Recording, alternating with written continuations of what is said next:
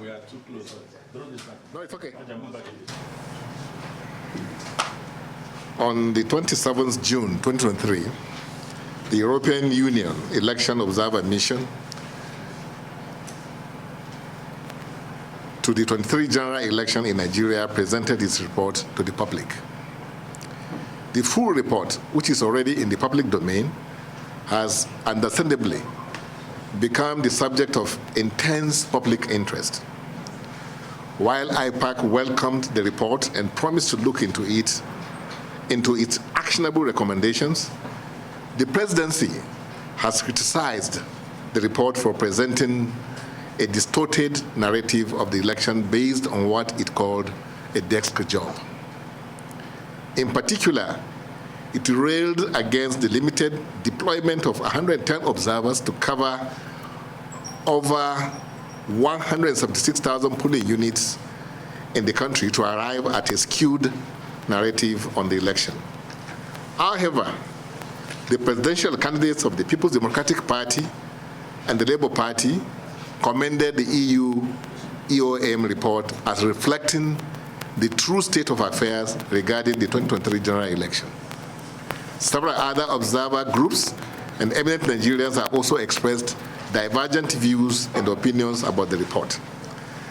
As the umbrella body of the 19 registered political parties in Nigeria that participated, 18 participated in the elections, and as the most critical stakeholders in democratic space in Nigeria, the Inter-Party Advisory Council, IPAC, has carried out a dispassionate review of the EU EOM report and listened to the views expressed by all stakeholders in the Nigerian democratic process.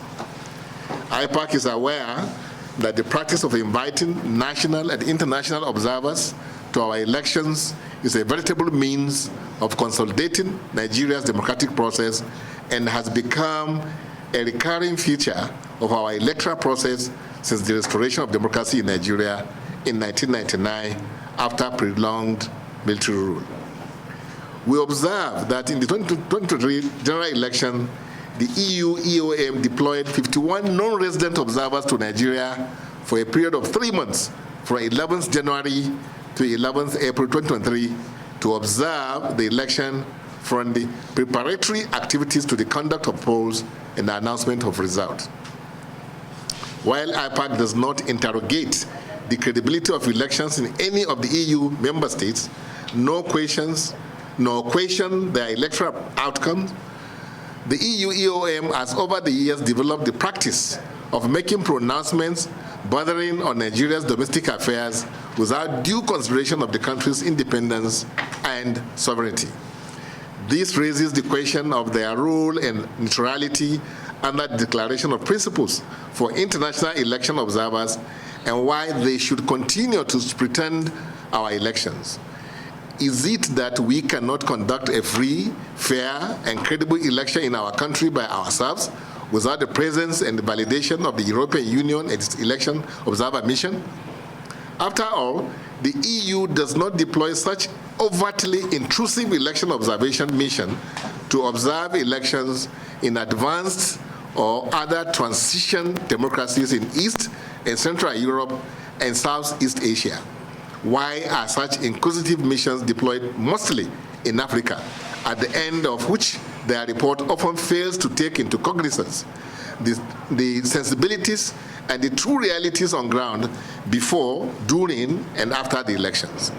The report of the EU EOM to the 2023 general election in Nigeria is based on a number of assumptions derived from an insignificant coverage of 0.059%, less than 0.5%, and 0.033% of the 186,227 and 187,751 electoral locations for the national and state elections on 25th February and 18th March 2023, respectively.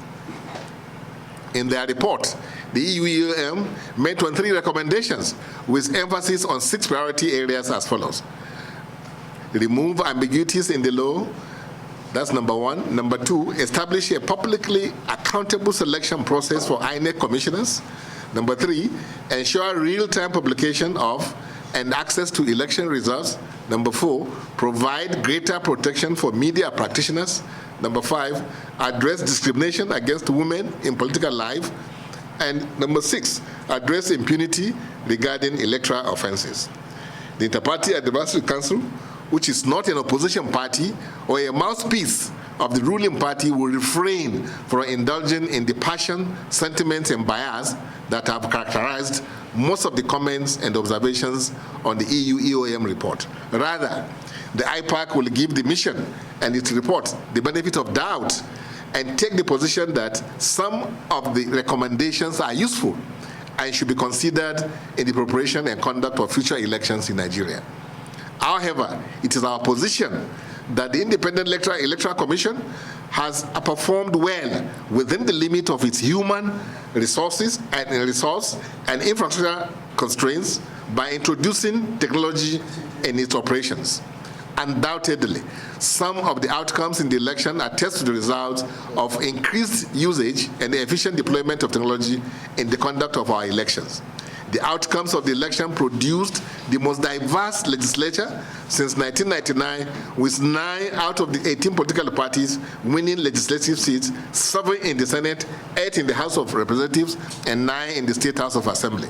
The credibility of the election is underscored by the fact that in some of the states of the Federation, the House of Assembly is dominated by members from different political parties from the executive, and in the unpredictable outcome wherein many candidates, including incumbent state governors, lost in their constituencies.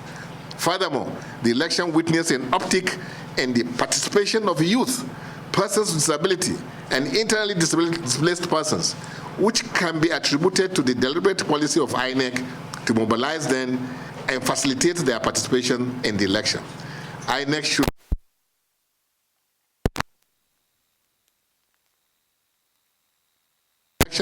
as in other elections, it is the position of IPAC that lessons have been learned and matters regarding the elections are before the various election petition tribunals across the country.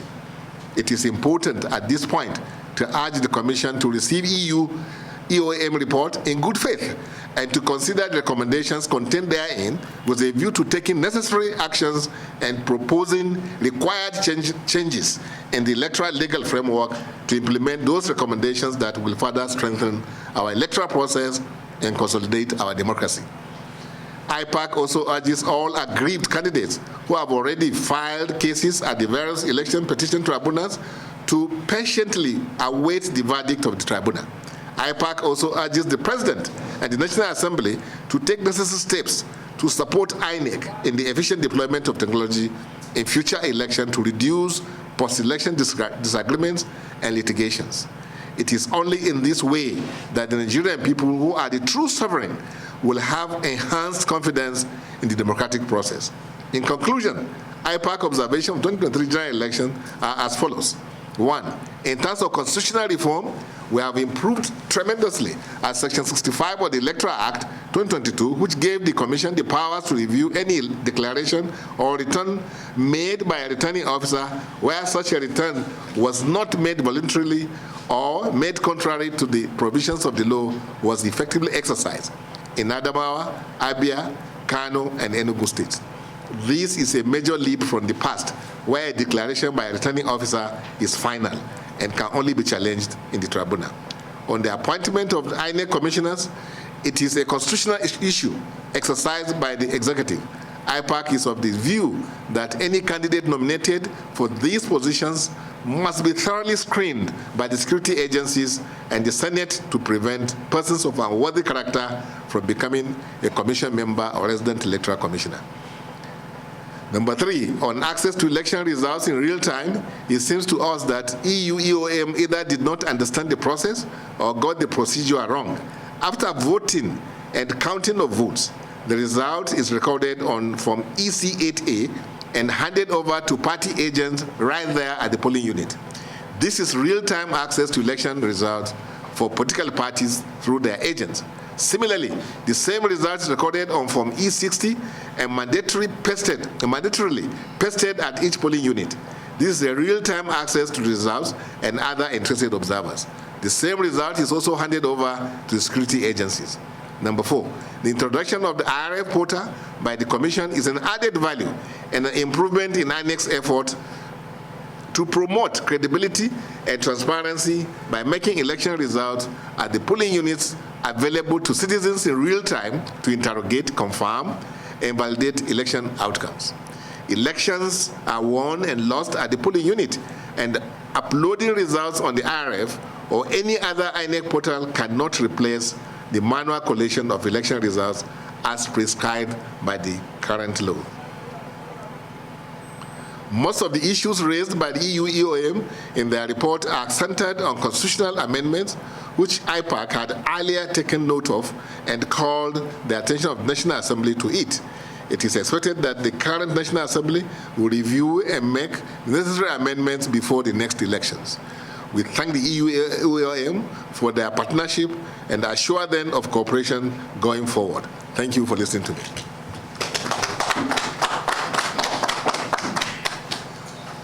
Any questions? Or is there? Any questions? Okay. Mr. Chairman, my name is Dr.